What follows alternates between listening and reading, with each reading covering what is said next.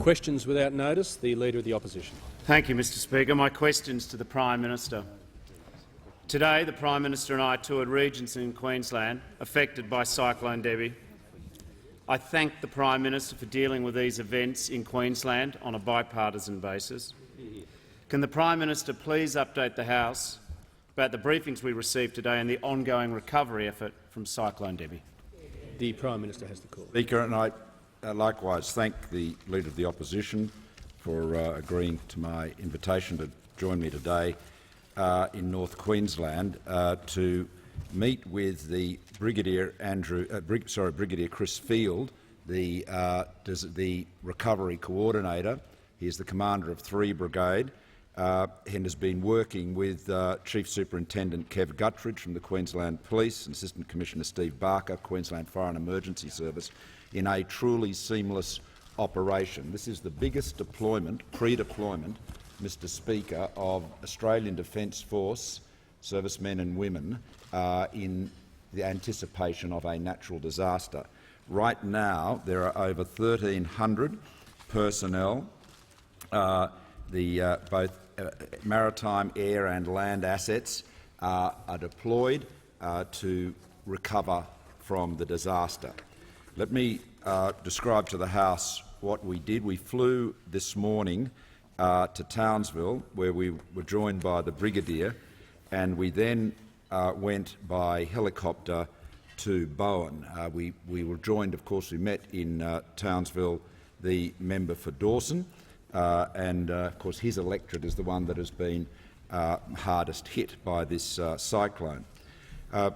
Mr Speaker, the speed of the reaction of the Australian Defence Force should make every single one of us so proud. Yeah. Now, Bowen, as the honourable member knows, is cut off by floodwaters, both north and south. And when we got there, we met with the Mayor of the Whitsunday region, Andrew Wilcox, who was absolutely on the case and was very appreciative of us going there together and indeed participating in some joint squeegeeing. So we have a unity ticket, at least on that.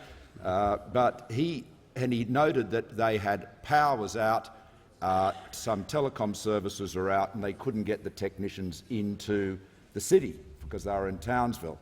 Immediately, Chris Field said, "Right, we will fly them in," and I've just had a message from the Brigadier who reports that the electricians have been delivered to Bowen. So I can report to the honourable member for Dawson that the specialists that are needed to get the lights back on there are in place. HMAS Melbourne, hydrographic survey vessel, has already checked the port of Townsville and the coal point at Abbots Point to ensure that it is safe for shipping, and it is also now delivered water and food to Daydream Island, which had been cut off where there had been a lack of fresh water.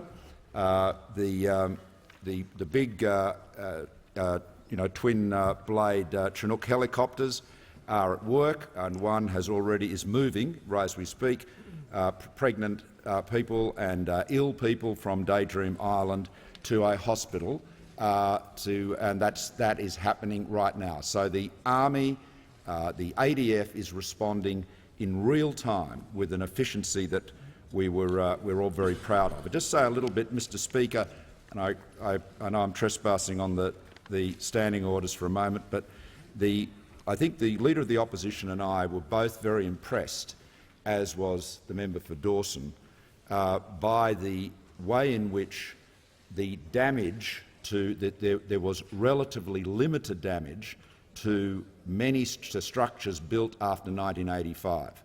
It is quite clear that the building standards in recent years have made a very big difference, and it underlines the fact that mitigation is absolutely critical and maintaining those high building standards. And it was very instructive to see in many places all of the leaves stripped from trees, trees uprooted, cast to one side, and a relatively modern building appearing, at least from the perspective, whether it was from the street or from the air, to be relatively undamaged. Now, that's very important.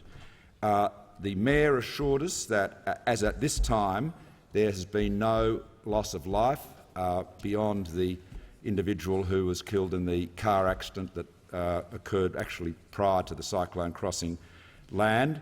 But of course there are isolated communities and more work to be done. But it has been a formidable effort. I have to say, Mr Speaker, nature flings her worst at us again and again, and North Queensland feels the brunt of that again and again. But when Australians pull together, when they work together in a common cause, they can tackle anything. We can do anything. We can take on and respond to any challenge, any natural disaster. The teamwork and the spirit of the ADF, the emergency workers, Michelle O'Regan, who we met there in Bowen, who was driving us around, and her pumpkin farm has been devastated, but nonetheless she's getting back on the job, back into business. The people of North Queensland make every Australian proud, just as the ADF makes us all proud. A shocking cyclone, the damage is being cleaned up. The next challenge is going to be floods. That will be the next challenge right through Queensland. But once again, I have no doubt that the spirit of Queenslanders, the spirit of Australians and the professionalism of our defence and emergency personnel are equal to any challenge, now as they always have been. Yeah. The Leader of the Opposition on indulgence. Very briefly, obviously I endorse what the federal government's doing in all levels of government. I just also want to extend a note of gratitude to the locals we met, and just to say to those who might be listening in North Queensland, or those who know people in North Queensland who've been through this cyclone, we get that you will feel a slump, that a lot of people are actually putting on the best face possible. But when you talk to the small business and cleaning out their store and their stock is damaged, you talk to people who might be professionals, but they also have a farm on the side and they've got to work out the loss of their crops and stock. We understand that this for you is not a recovery of days, of hours and days, and the cameras move on and the show moves on, that in fact there'll be a lot of paperwork, just a lot of sheer hard work.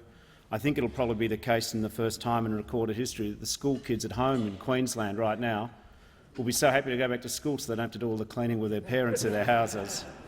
But nonetheless, it is a serious matter, and we understand that for the people affected, recovery takes a long time, and if people are doing it hard, not just financially, but a sense of how do you put things back together again, and it seems such a mountain of work, I would just encourage them to put their hand up and ask for a bit of help from their friends, and if people there see them doing it hard, please do. And I think the final comment I'd like to make is that Australians can vote with their feet about supporting these people by taking a holiday in the region in coming months. It is a beautiful patch of Australia, and so therefore we should all be getting behind, and maybe a bit of domestic tourism in the Whitsundays would go a long way to helping the region. I thank the Prime Minister and the Leader of the Opposition. The member for Robertson. Thank you, Mr Speaker. My question is to the Prime Minister. Will the Prime Minister update the House on the government's approach to generating jobs and growing the economy? How does this compare with other approaches? The Prime Minister has the call. Mr Speaker, and I thank the honourable member for her question. And she represents hard-working Australians, hard-working Australian businesses who want the encouragement from their government to get ahead.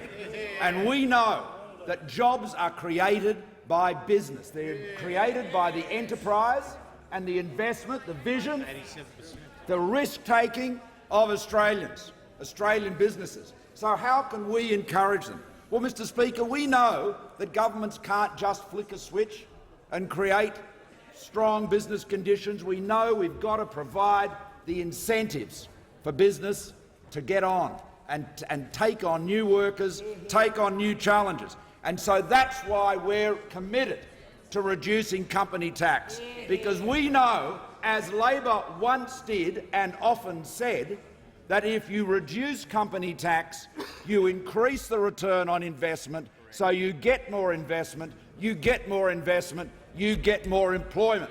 And that is the key, Mr Speaker. How are we going to compete in the world for capital, for jobs, for investment, when the UK is moving its company tax down below 20%, the United States is heading below 20%. We are one of the highest taxed company tax regimes in the world, and it is capital is mobile. We have to be competitive. We owe it to Australians to ensure that the businesses they rely on for their jobs can employ them and will invest. Now that's what we're doing, Mr Speaker. At the same time, we're cracking down on tax avoidance. Yes, we believe taxes should be lower. We do, but they are not optional. We do not accept a self-help approach to tax reform. So we've introduced multinational tax avoidance just as we are seeking to reduce company tax. Now, Mr Speaker, as we seek to stamp out multinational tax avoidance and lower business tax, the Labor Party opposed both. They won't support cuts in company tax, although they once did, and they voted against the Treasurer's multinational tax avoidance legislation. They voted against it. Extraordinary. It shows how hopelessly politically partisan they've become. And then, Mr Speaker, when it comes to the important issue of energy, everything we're doing is securing our energy future, making gas available, making storage available. Snowy Hydro 2.0, what has Labor done on energy? One ideological commitment after another, a 50% renewable target. We know where that leads. It leads to South Australia, the most expensive and the least reliable electricity in the nation. The Leader of the Opposition. Thank you, Mr Speaker. My question is to the Prime Minister. Yesterday, the Prime Minister was asked about the government's submission to the review of the minimum wage. Was the reason the Prime Minister failed to answer the question was because his submission argued against a fair increase to the minimum wage? Why does the Prime Minister believe that Australia's biggest companies deserve a $50 billion tax handout, but a worker on $17.70 per hour doesn't deserve a decent pay rise? The Prime Minister has the call. Mr Speaker, let me quote this. The national minimum wage should be set at a level that provides sufficient incentives for people who are not employed, including those receiving unemployment benefits, to enter work. However, the national minimum wage should not be set so high as to place undue financial burdens on businesses, discouraging them from employing low-skilled workers. Australia has one of the highest minimum wages in the developed world. Now, Mr Speaker, that wasn't from our submission, that was from the Labor government's submission in 2013. That was from the Labor government's submission in 2013. Mr Speaker, the Labor Party has made one submission in government after another to the minimum wage annual review. None of those submissions recommended a specific increase in minimum or award classification wages. Now, Mr Speaker, we know many Australians are doing it tough. That's why we are seeking to drive more economic activity. I mean, I see the member for Lilley smiling. He made the case for cutting company tax, just as the Leader of the Opposition did, again and again, and they said it will deliver greater investment, greater productivity, greater employment and higher wages. It'll put wages into the pockets of workers. The honourable member for Lilley, when he was Treasurer, had it in his budget paper. Well, the logic is still the same. The only thing that has changed, Mr Speaker, is that the Labor Party has disconnected from economics. Just like they've disconnected from engineering when it comes to energy, they have completely disconnected from it. They are now— my honourable friend behind me refers to the professor. I think he's referring to the member for Fenner. Mr Speaker, the member for Fenner again and again has made the point. He's made the point. What about this good quote from the member for Fenner?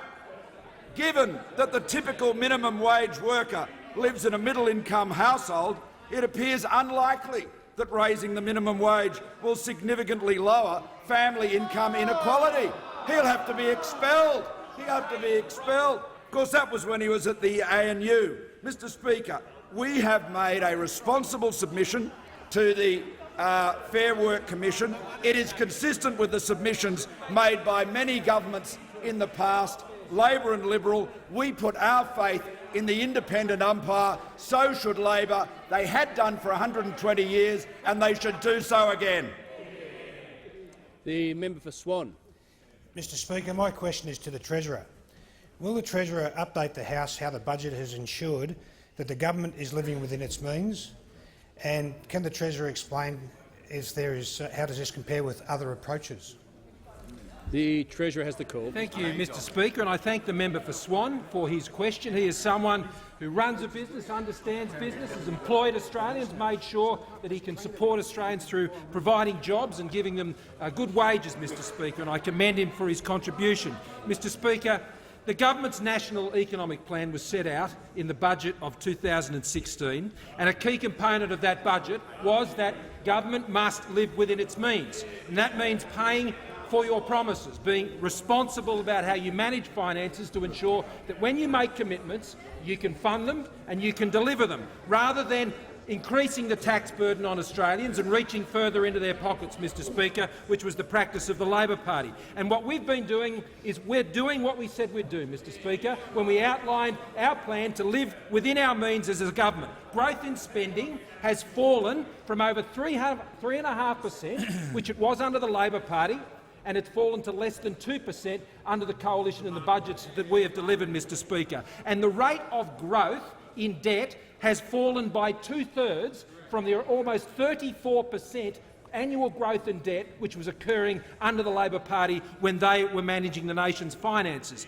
And since we handed down the budget, Mr Speaker, and since we won the election that followed that budget, Mr Speaker, we have ensured the delivery of some $25 billion in budget improvement measures that is taking our budget back towards balance. And that $25 billion in budget improvement measures, Mr Speaker, barely got any assistance from those opposite. They have worked against us every single occasion, Mr Speaker, where we have sought to bring the budget back to balance.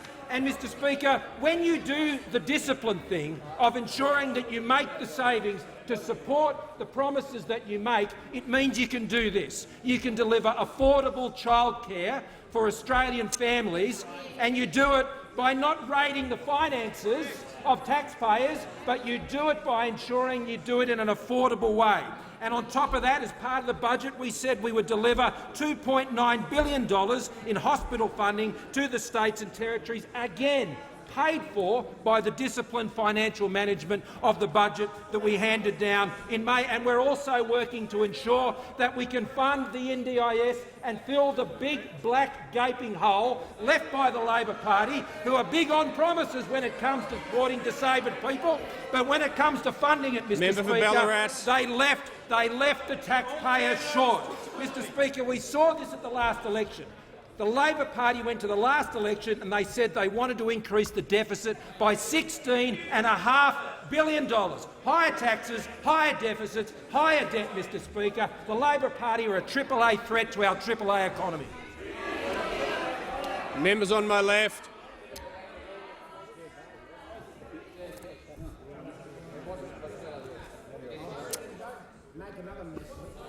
The member for Gorton. Thanks very much, Mr Speaker. My question to the Prime Minister is a serious question. The government's submission to the minimum wage review states, and I quote, "Low-paid workers are more likely to be young, female, single or without children," and then argues why the minimum wage or minimum wage workers should not get a fair increase in pay. As a matter of government policy, is the government telling Australians, Prime Minister, don't be young, don't be female, don't be single and don't have children?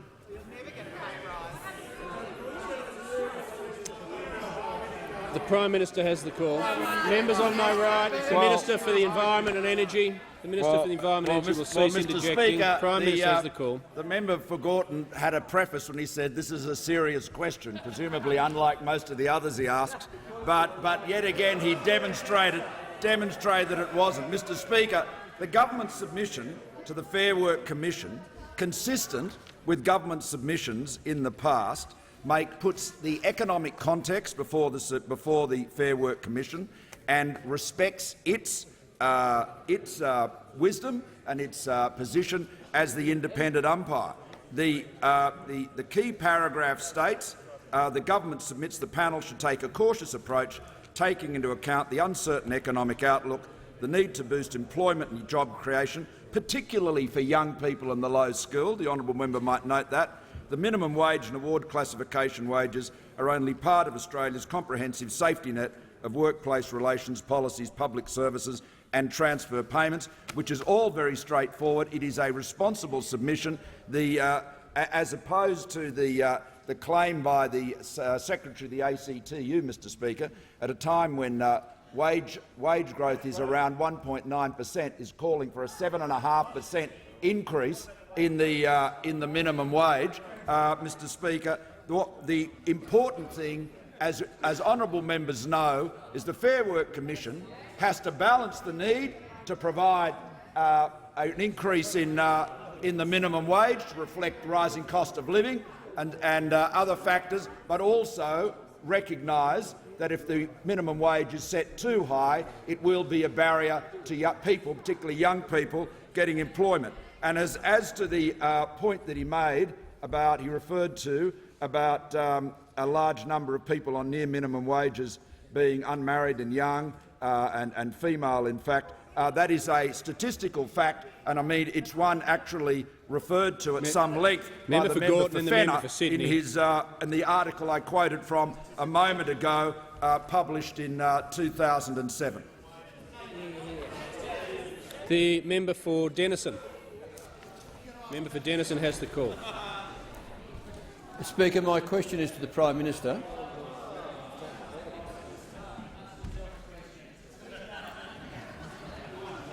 Member for Denison has the call and the clock's ticking. Prime Minister, you've intervened in the gas market, directed ASIC to look at electricity prices and announced an expansion of the Snowy Hydro scheme. But there remains one big energy problem, the absurd difference in the price of petrol and LPG in Tasmania compared with the mainland.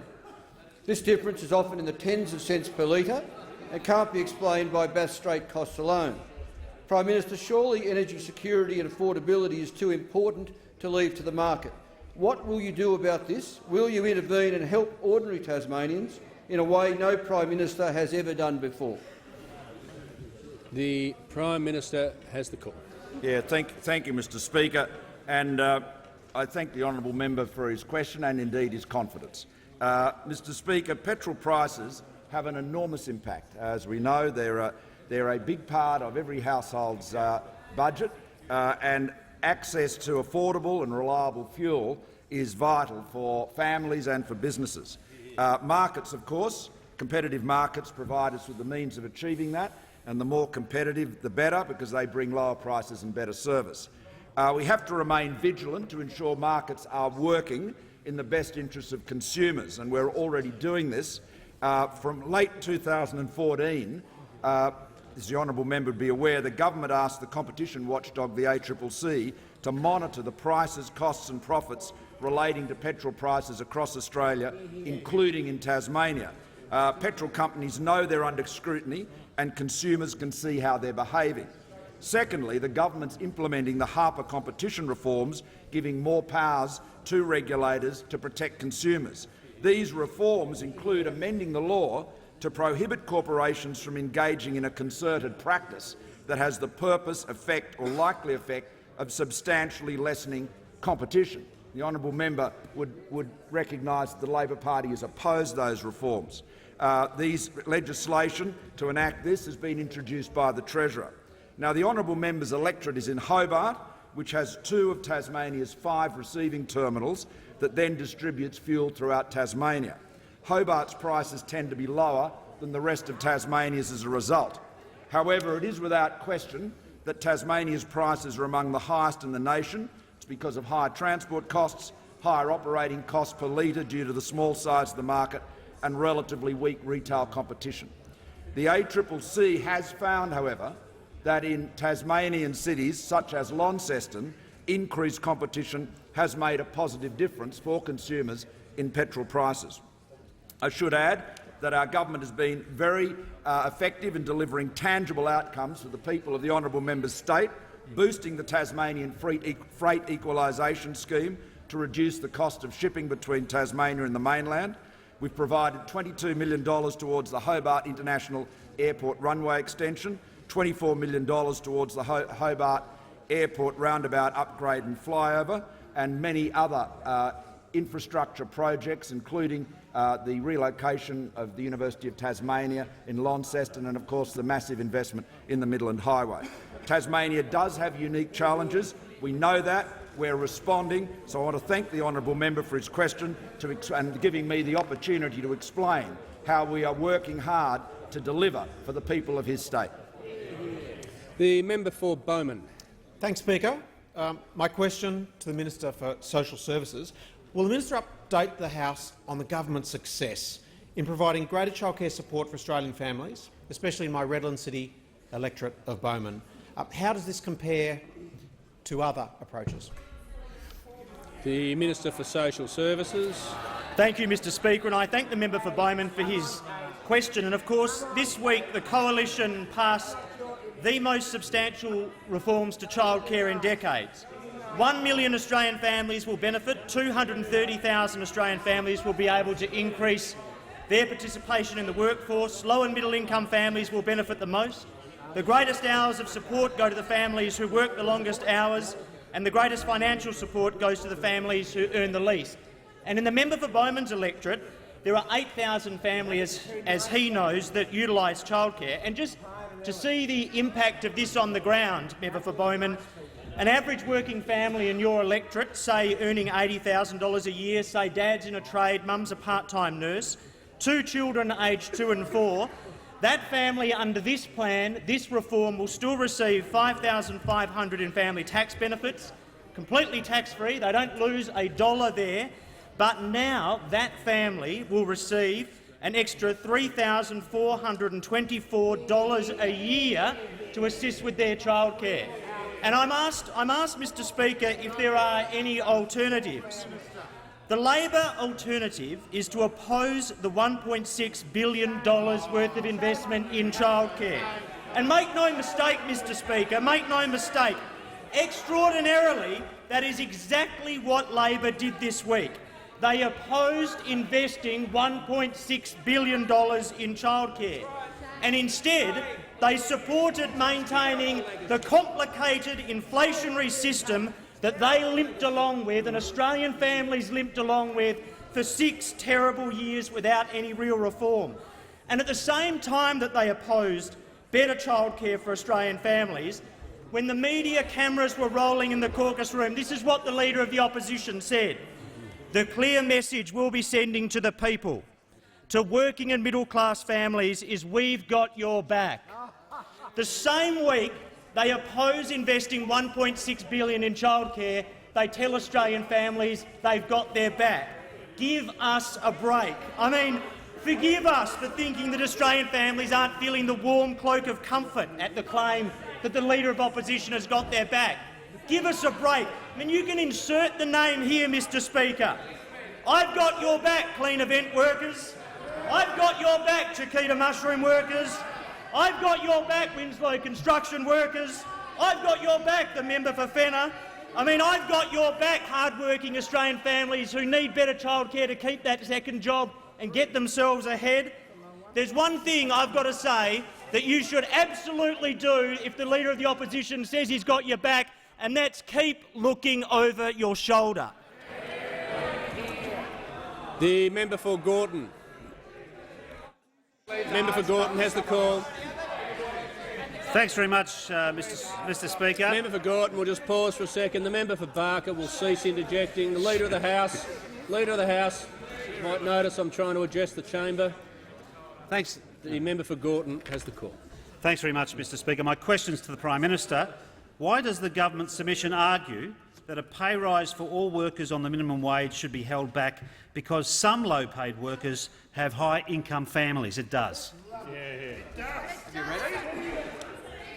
The Prime Minister has the call. That statement is, like so many from the honourable member, completely false. But I'll ask the Treasurer to expand on the answer. Treasurer has the call. I thank the Prime Minister for the opportunity to respond. I'll give you a quote. The panel should also consider the fact that all low-paid workers do not necessarily live in low-income households.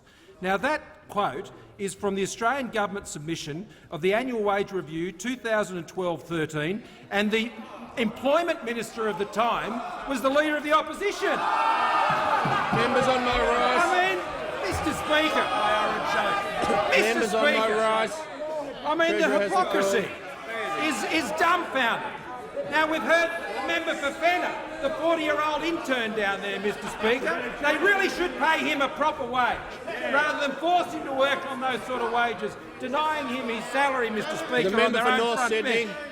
But the member for Fenner has also made, on so many other things, a contribution on this topic. And he has said it is conceivable that an increase in the minimum wage might actually reduce the total market income received by low-wage workers. He also went on to say raising the minimum wage may cost jobs. Mr Speaker, if those opposite the Labor Party want to raise those questions, they should just ask them into the mirror. Maybe they can explain their own comments.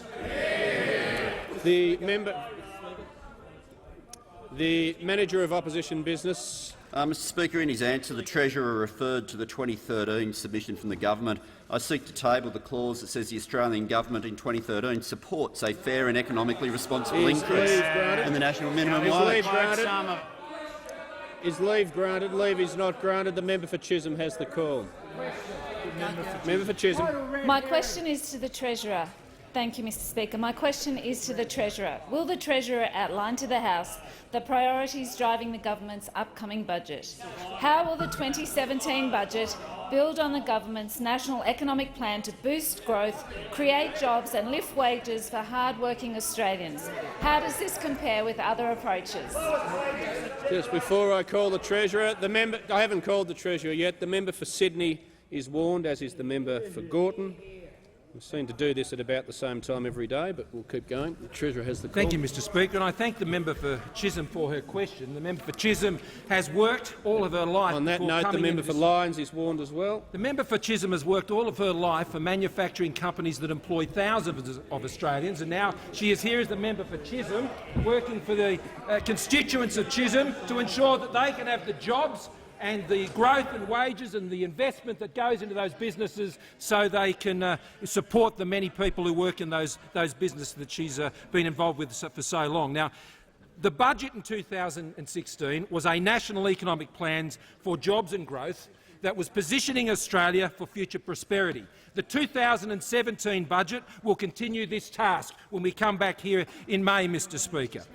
Every element of that plan is designed to support our economy to grow through the substantial changes that are taking place in our economy, because we know that across Australia, while there are many regions in this country that are doing extremely well, outside of our capital cities, rural and regional Australia is seeing some tremendous growth. But we also know there are other parts of the country with an old industrial base which are struggling. The sorts of places, and we reflect particularly and stand with those around the Hazelwood plant and other major changes that are taking place, a plant that the Labor Party cheered on the closure for. We understand that there is a disparate experience when it comes to this growth.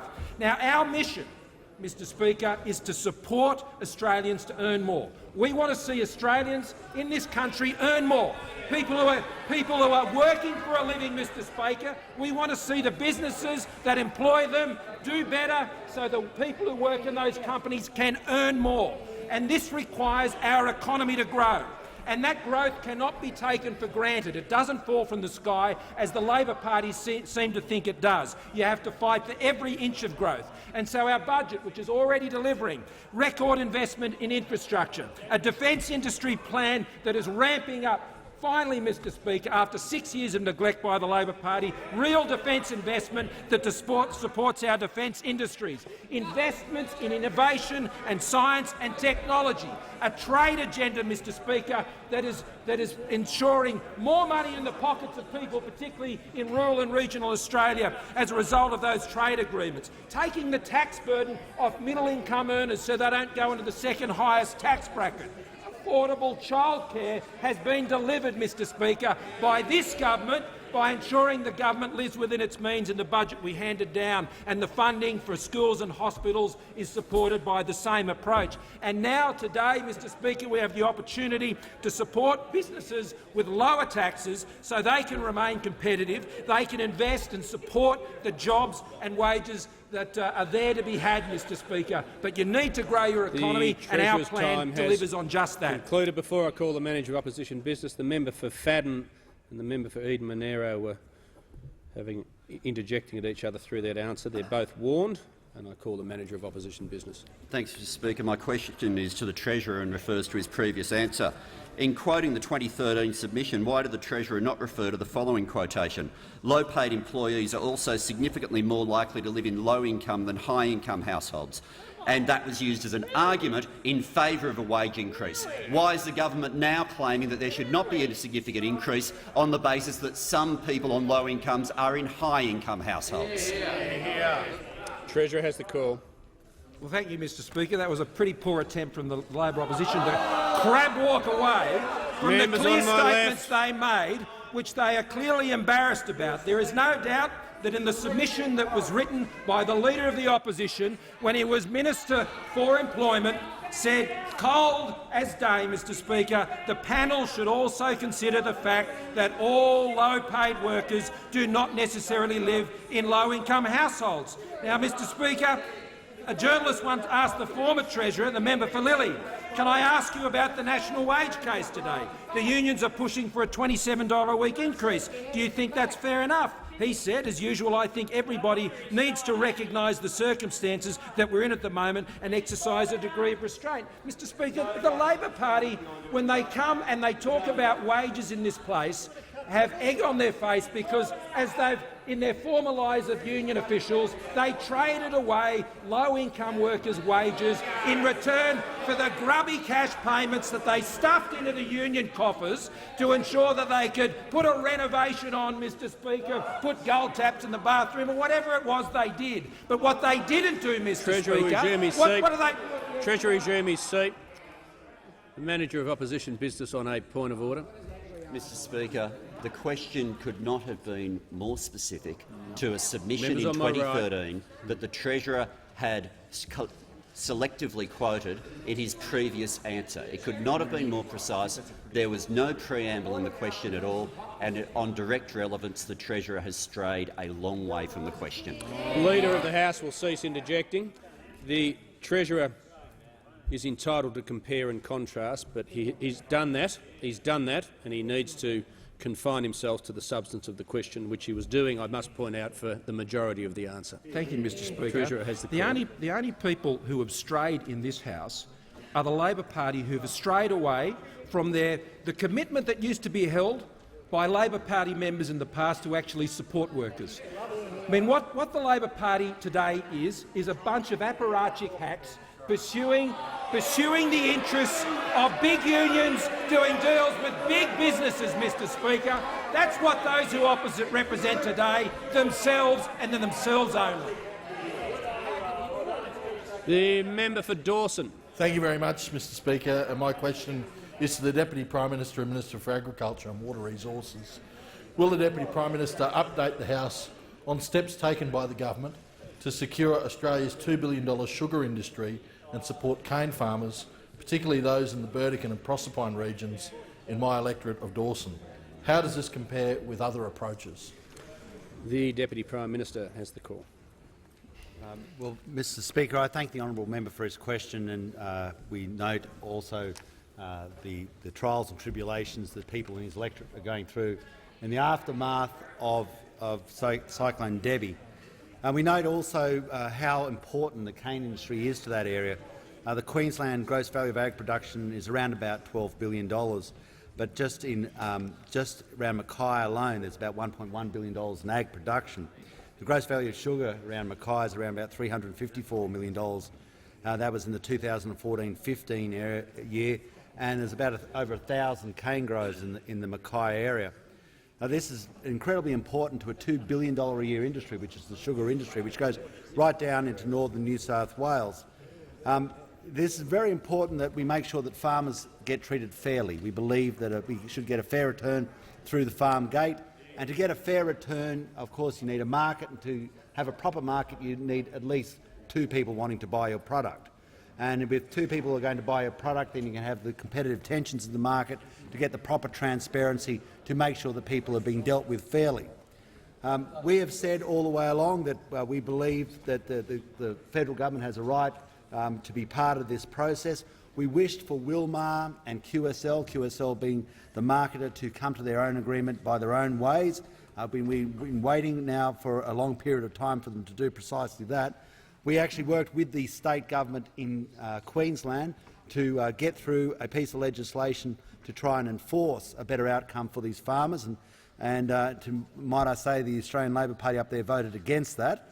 Also with a number of independent members, including Peter Wellington, Billy Gorton and another gentleman by the name of Pine from Cairns, all in cane seats. But this approach alone, we still reserved our right to underwrite this with a code of conduct.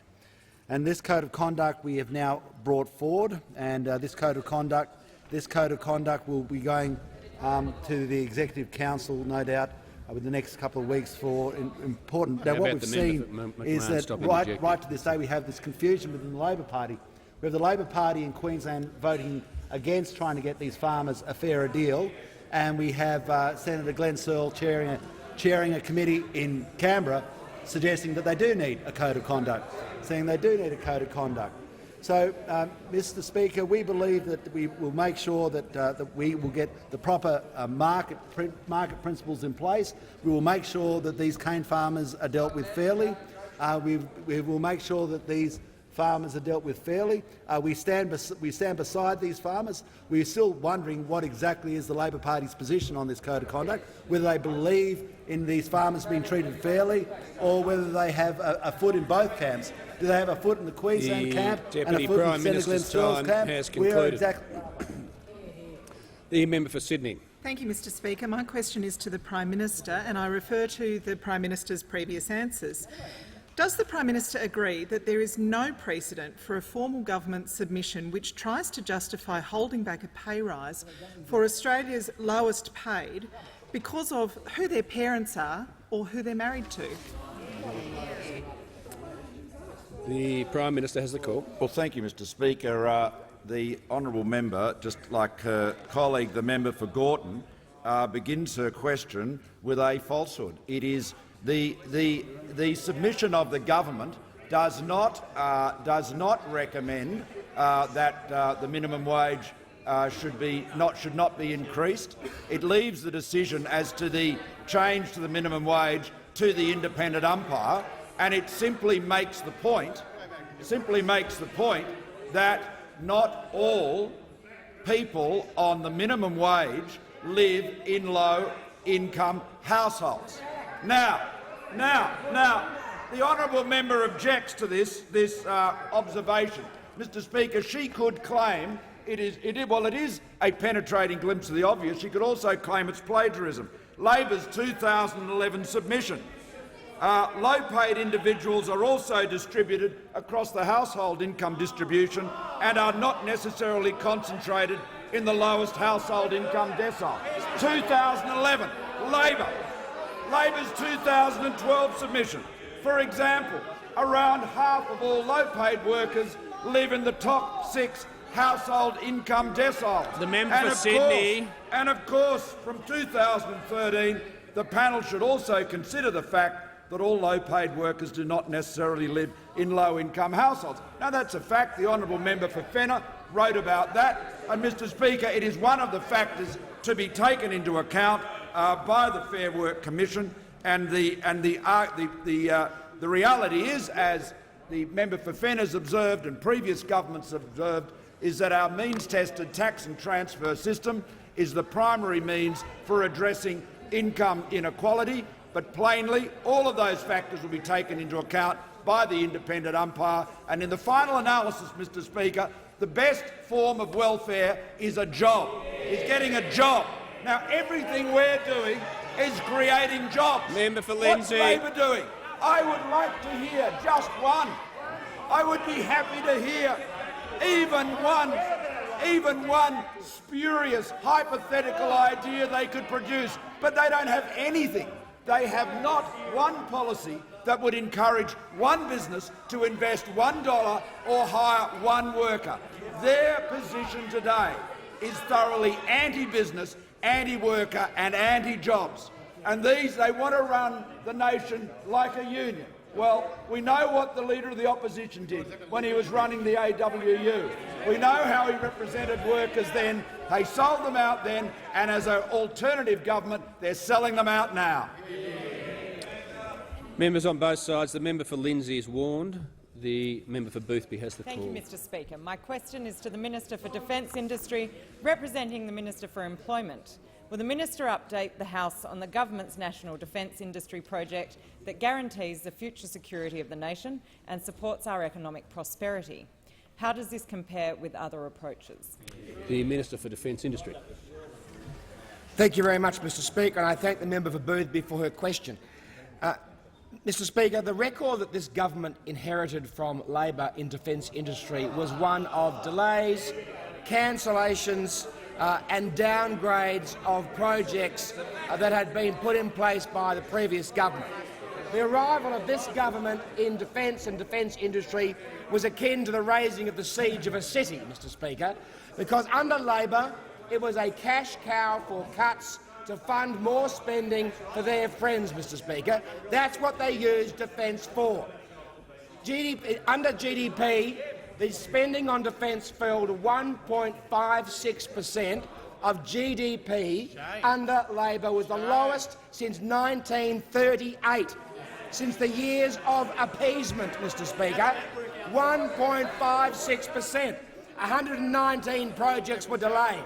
43 were downgraded and 8 were cancelled.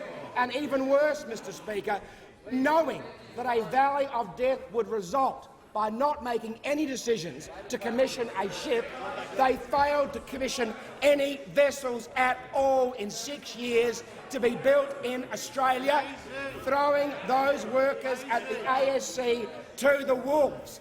They were completely happy, Mr Speaker, to do absolutely nothing to commission one naval vessel and let our naval shipbuilding industry wither on the vine in those 6 years, which we are left to fix, Mr Speaker. But we are fixing it. And the story under this government in defence industry is a polar opposite, Mr Speaker. We've commissioned 54 vessels to build for the Navy over the next several decades, Mr Speaker. During the sustainment and maintenance here, we've opened the Centre for Defence Industry Capability. We've launched the Defence Innovation Hub. Last week we launched the Next Generation Technologies Fund. Last Friday we launched the Naval Shipbuilding College, because we actually have to create 5,000 workers by mid-2020s in naval shipbuilding, because we need to fill all the work that will be created in naval shipbuilding in South Australia and around Australia. So we're needing to find those skilled people in apprenticeships and welding and fitting and turning, because we are building defence industry in this country like it's never been built before. So rather than being worried about industries closing down, we're reopening them. In the last month, they repurposed a mining factory at Henderson as the factory that will produce the Pacific Patrol vessels in Henderson in Perth. It's a classic example of what we are doing, a former mining factory being reopened as a defence industry factory. And there'll be more and more of that good news in the months and years ahead under this government. The Leader of the Opposition. Thanks, Mr Speaker. My question's to the Prime Minister. Margarita is a 58-year-old widow and grandmother who works as a housekeeper in a hotel. She's sitting in the gallery today. Because the Prime Minister supports cutting penalty rates, Margarita tells me that she will lose $2,000 from her take-home pay of about $30,000. She says this money is the difference between staying afloat or drowning in bills and costs. She wants to know, why is the Prime Minister doing nothing to stop her pay being cut?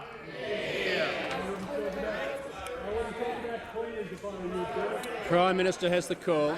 Prime Minister has the call. Well, Mr Speaker, We understand the battle that Margarita has. We understand that. All Australians do. Members on my and left. we applaud the member for her Cowan. as a widow, working hard, as so many Australians do. But I'd say this, Mr Speaker, the honourable member has asserted that Margarita's employer is going to reduce her pay. Is that the case? Is that the case? Well, I'm asking I'll give the Leader of the Opposition the opportunity to assure us that he's made that inquiry and that her pay will be cut. The Prime Minister has the call. No, the Prime Minister has the call. Members on both sides will cease interjecting. The member for Goldstein. The Prime Minister resume his seat. No, the Prime Minister will resume his seat. The Prime Minister will resume his seat. Prime Minister will resume his seat. The Prime Minister will resume his seat.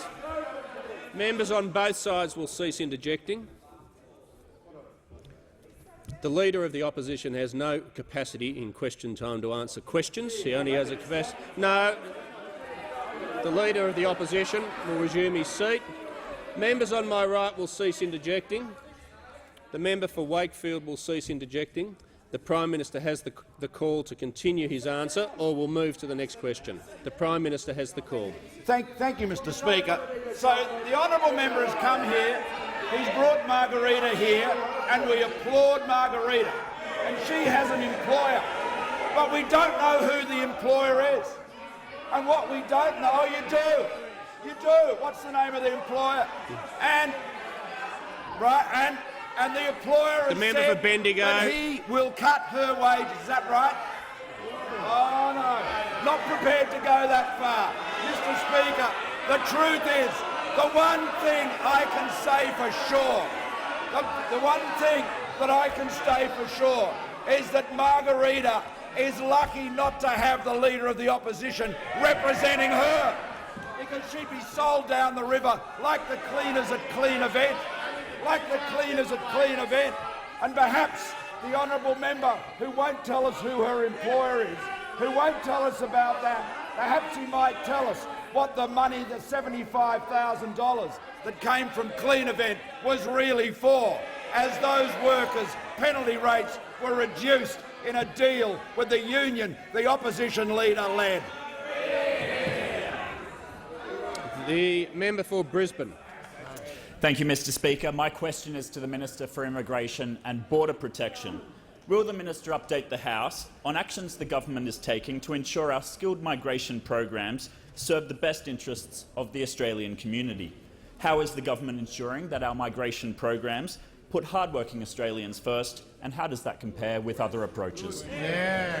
The Minister for Immigration and Border Protection. Well, Mr. Member Speaker, for Bruce is warned. Thank you very much, Mr. Speaker, and I thank the member for Brisbane, a great member for the electorate of Brisbane, representing the people of Brisbane incredibly well. I congratulate him on the great start he's had in this parliament. Now, Mr. Speaker, we've seen on display today from the Leader of the Opposition exactly what has been on display during his working life. That is one example of hypocrisy after another. Now, we know that when Labor was in government, Mr. Speaker, they lost control of our borders. 1,200 people drowned at sea. 50,000 people arrived on 800 boats. And this Leader of the Opposition sat around the cabinet table where he made incompetent decision after incompetent decision. But that wasn't the extent. That wasn't the extent of his hypocrisy and incompetence as a minister in the Rudd glory years. Because what happened, Mr. Speaker, was we've seen this Leader of the Opposition pretend to be the best friend that workers have ever had. Now, what happened, as the Prime Minister pointed out before, was that he was out bargaining on behalf of workers, so it seemed, and yet at the same time the companies with whom he was bargaining were paying money, secret payments to his union. He failed to disclose that to the workers, and the workers had a reduction in their conditions.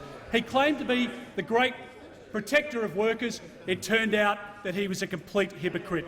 Now, it didn't stop there, Mr Speaker, because what we know is the minister will just withdraw that term. I withdraw, Mr Speaker. Now, what we know, Mr Speaker, is that when this Leader of the Opposition— No, the member for Gorton will— No, you weren't.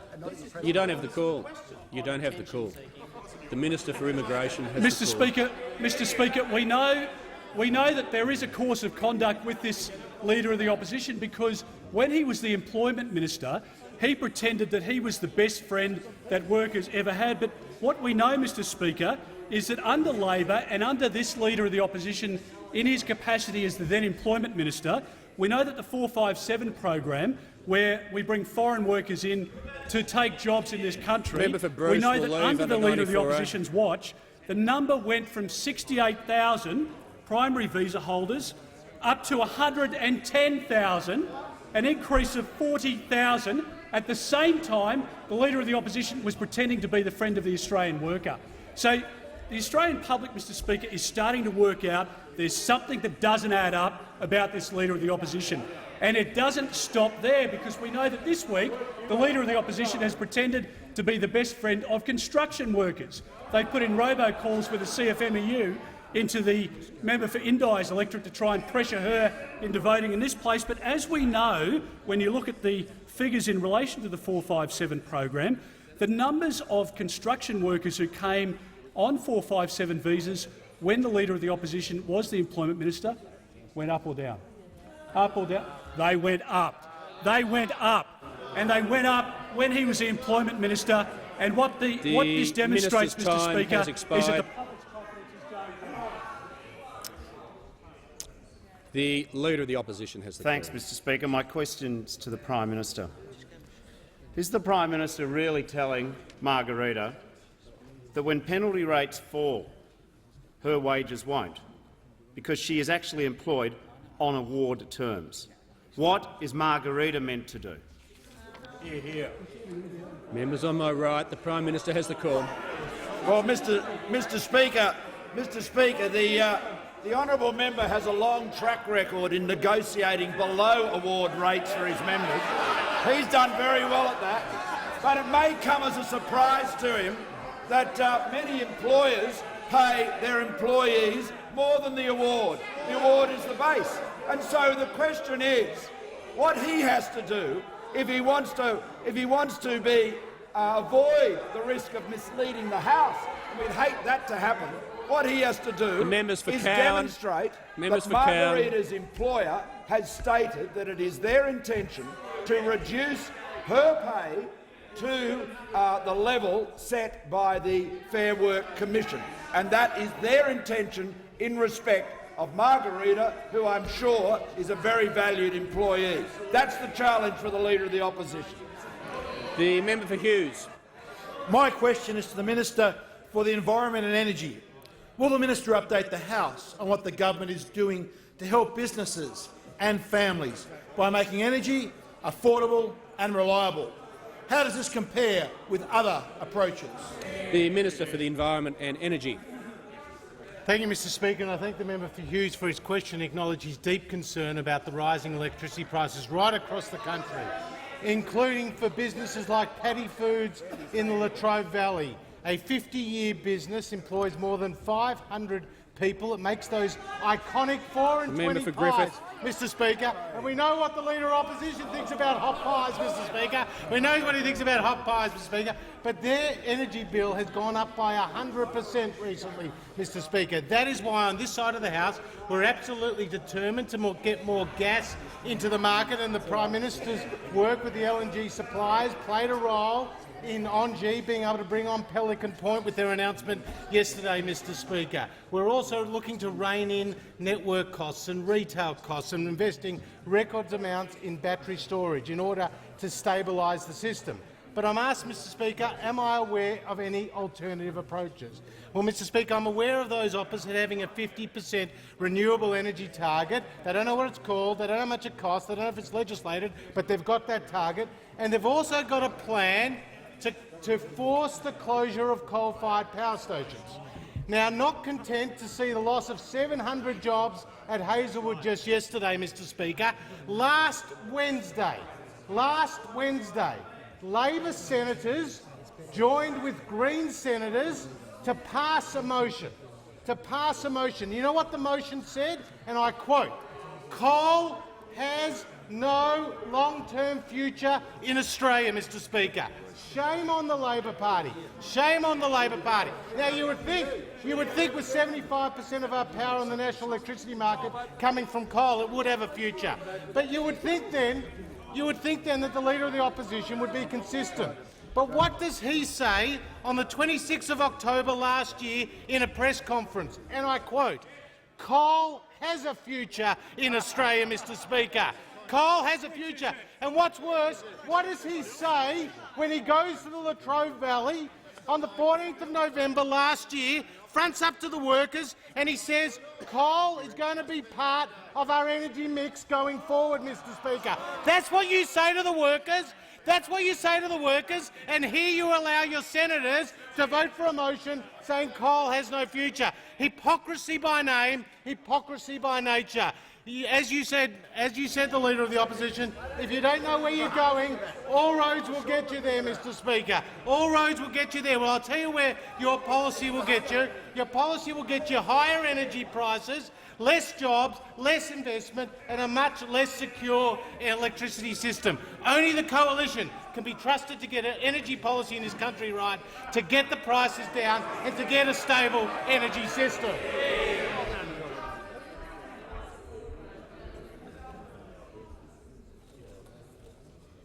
The member for Barton. Thank you, Mr Speaker. Mr Speaker, my question is to the Minister for Human Services. Can the minister confirm his office sent separate emails to the Canberra Times and The Guardian which attached 2 documents marked official use only, containing extensive personal information of Miss Andy Fox, including her relationship and tax history? The Minister for Human Services. Taking 3 weeks to ask it. Members on my left. The member for Moreton will leave under 94A. The Minister for Human Services has the call. Well, I thank the member for her question, and the member knows that we have dealt with this extensively in this parliament here, as well as through the Senate estimates process through my department. Now, in the case of Andy Fox, as the member knows, she wrote a 1,300-word column in the Fairfax papers. That column made several allegations, including that she had been terrorised by Centrelink, and including that she had been barred from receiving Centrelink payments, amongst other allegations. And they were incorrect allegations.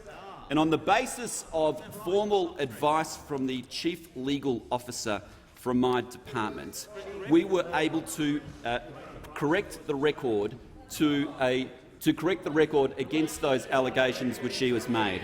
So a very small amount of information was provided in order to correct the record, and it was corrected on the basis of a specific request from a journalist who was about to write a further column referencing this particular article the and whether or not the allegations the Minister for were Human Services, indeed correct. Minister for Human Services might just pause for a second. I'm just going to make the point again to those on my left who've asked the question, and I anticipate that at some point they may want to raise a point of order. That happens in a lot of answers. I can't hear the minister when they interject. The minister has the call. Thank you, Mr Speaker. So, on the basis of the legal advice, this was a proper disclosure of information to correct the record.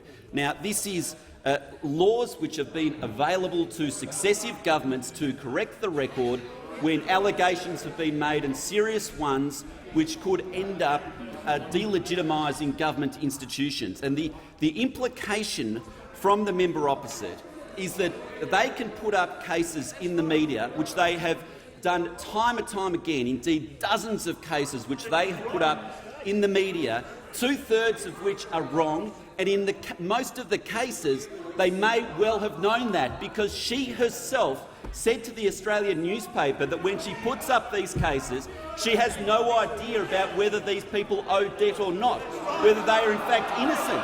She stated this clearly to the Australian newspaper, and now she comes in here, she pretends that she is concerned about the private information of individuals, yet on 50 occasions the Labor Party encouraged individuals to come forward, put in place their private information into the media, knowing, which she admitted, that they did not know whether those people owed debt or not. She admitted herself. Now, Mr Speaker, we take people's information, the privacy of people's information, very, very seriously. We take it very seriously. It is governed by the Privacy Act, which has very strict provisions. But there is also provision in the law to provide discrete pieces of information to correct the record on certain occasions, and on this instance, with clear legal advice from the Chief. The member for Parkes. The member for Barker will cease in. Member for Barker can leave under 94A. Mr Speaker, my question is to the Minister for Trade, Tourism and Investment. Will the Minister update the House on how the government's trade policies are supporting jobs of hard-working Australians, and how does this compare to other approaches? The Minister for Tourism. Thank you very much, Mr Speaker, and I thank the member for Parkes for his question, because this side of the House has a very strong track record when it comes to delivering for hard-working Australians on trade, tourism and investment, and particularly on trade, because it was this side of the House that, of course, delivered the 3 North Asian powerhouse agreements, delivering free trade agreements with China, with Japan and with Korea. And it was also this government that put in place the comprehensive upgrade to the Singapore-Australia Free Trade Agreement. So we've got a long track record now of putting in place trade agreements that are making a material difference to the exports that Australia is able to ship to the world. We are a government that's committed to making sure that we continue to open up more markets for Australian exporters. And the direct consequence of the policy settings, the market access, the world's best preferential access that we're getting into export markets has been that we've been able to grow the Australian economy more strongly and to drive Australian jobs as a direct consequence. In fact, it stands in very stark contrast with that side when they were last in government. Because when Labor was last in government, their track record on trade policy was very, very different to our track record. In fact, if you look at my main priority right now, which is to focus on putting in place a comprehensive economic partnership agreement with Indonesia, I'm having to repair the damage that was done by this mob when they were last in government, because no one over in Indonesia has forgotten the track record of the Australian Labor Party when overnight they closed the gates on Australia's live export industry. No one in Indonesia is forgetting the fact that when Labor turned their back on that protein supply for Indonesia, they not only did damage to Indonesia, but they also did incredible damage to the livelihoods of Australians back here at home. Those people who work the land, those people who rely on live exports, those people whose mortgage payments depend upon being able to export cattle to Indonesia, they were the people that Labor turned their back on because they were more determined to make some point on principle than they were to make a rational, mature decision about the future of Australian markets. The simple fact is this, Mr Speaker, you can't trust Labor on trade policy. You can't trust Labor on trade policy because they make knee-jerk judgments like calling the China-Australia Free Trade Agreement arguably the best deal this country has seen for many, many years. They called it a dud deal. The simple fact is, when it comes to trade policy, Labor can't be trusted.